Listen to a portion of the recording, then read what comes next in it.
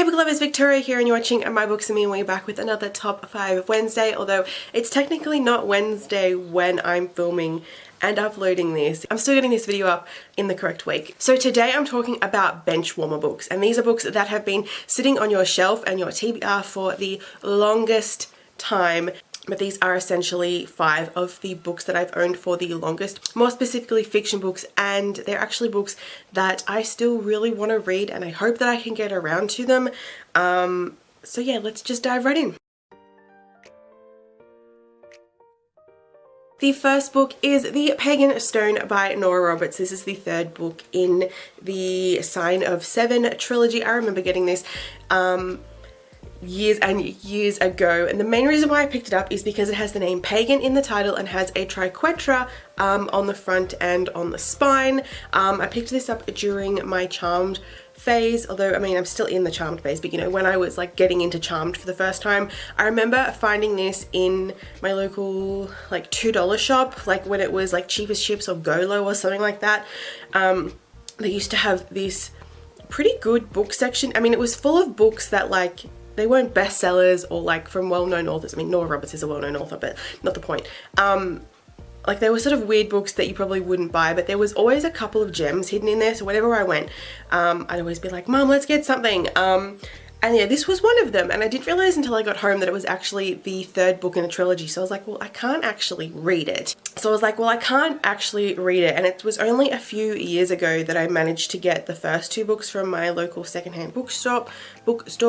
But I've still not read any of them. But yeah, as I said, this is still a series and book that I want to read. I don't even really know what it's about.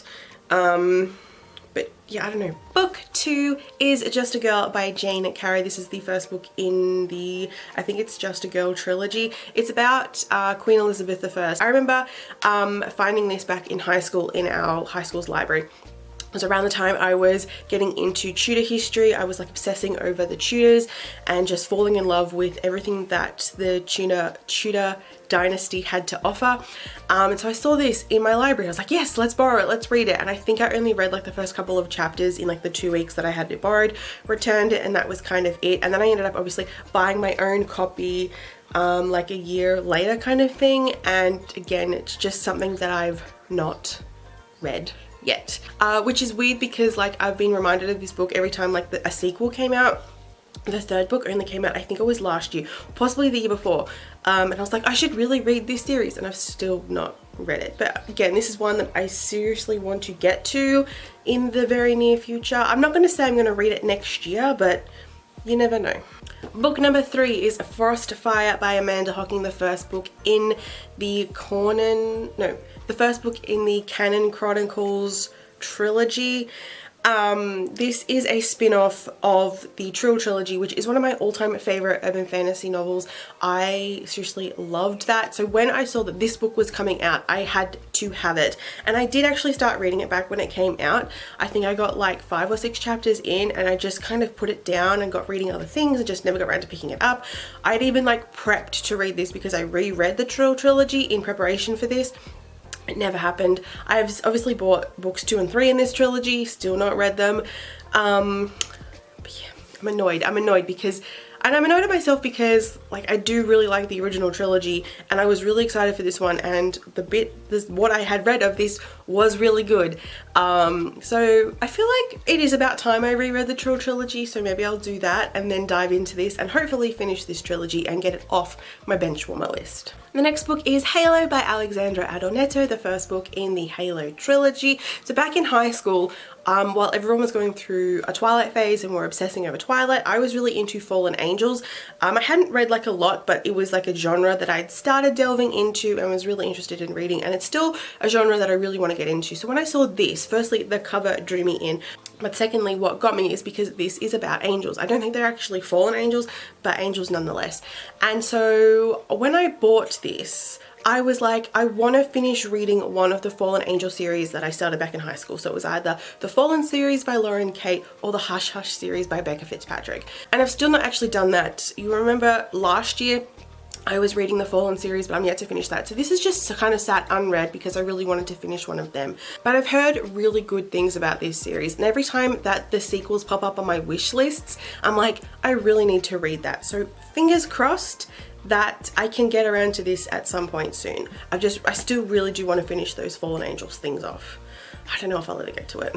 The last book is perhaps the book that I will probably pick up first out of all these, because I kind of, obviously putting this list together for this week's Top 5 Wednesday, I was like, oh my god, this book exists, duh. Why haven't I read this? This is something that I would totally read like now, and that is Attachments by Rainbow Rowell. So back when I joined the online book community with my channel and my blog, one of the first purchases and reads I made was Fangirl. And so after I finished reading Fangirl, I absolutely loved it. It was like the best way to start off this entire experience. I went out and I bought Landline and Attachments, which I think at that time was the only two other books that Rainbow Rowell had out.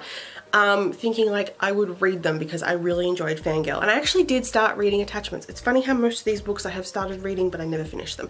I did actually start reading Attachments, and it was quite interesting. It is like set in 1999. It's about the internet and this guy working in IT who has to read through like everyone in the building's emails for whatever. He monitors everyone's emails, and so he's been reading like the exchanges between these two other co-workers, and he kind of ends up, I think, falling in love with one of them. I'm not entirely sure, but it sounded really interesting, and I started reading it, and it was quite interesting. But I think the problem was back then was this is actually an adult novel. Obviously Fangirl is a YA or new adult, no, yeah. So this is an adult novel. Obviously Fangirl is a YA novel. Back then I was reading a lot of YA. I was kind of deep in the YA world, and so getting into an adult novel just wasn't really my thing. I wasn't really in the headspace for it. But this is definitely something like now I would read. Like I'm surprised I haven't actually picked it up since like 2015. In the past 4 years, I'm surprised like I haven't picked it up. And just kind of looking at this and reading it and kind of just thinking about it, I'm like, I really want to read this. So I'm either going to, fingers crossed, read this at the very end of the year because I've got a couple of books I need to finish by the end of the year, or I'm going to start 2020 off right and read this. But yeah, hopefully I can read it. So they are my top 5 bench warmer books that, fingers crossed, I can read 1 or 2 of within the next 12. I want to be able to look back at this video in 12 months time and have ticked off at least 1 book on this list and be in the process of ticking off another one, which I think is possible, but knowing me, I might not actually get round to these. Who knows? So let me know in the comments below, 1, if you've read any of these books, what your thoughts are on them and bug me to read them, and 2, what are some of your bench warmer books? What are books that you've had on your TBR for the longest time that you probably still want to read, and you know, maybe you might get the urge to read them. I don't know. But so that's it for this video. Give it a thumbs up if you enjoyed. As always, there is a blog post about all these books as well if you want to go check them out. I don't know why you would, but I mean, go have a read if you really want to. And I will see you guys hopefully next week with another video. Bye.